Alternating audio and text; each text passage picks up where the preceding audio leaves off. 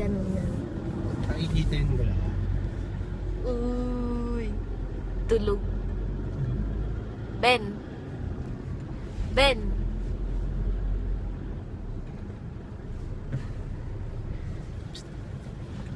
Kanina si Raven naka kumot. Tapos nagsasalita-salita ako ano. Nanaginip. Hindi. Gising siya. Sabi niya, ito po, papakita ko po sa inyo. Napatanggal ako ng earbuds. Kala ko ano sinasabi. Ayun o.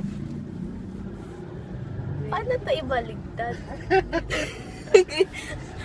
Ganyan? Walang ano. Ganun nakatulog. 1 minute pa lang. Bea, patugtog ka. Ito, yung ano, patugtugin natin.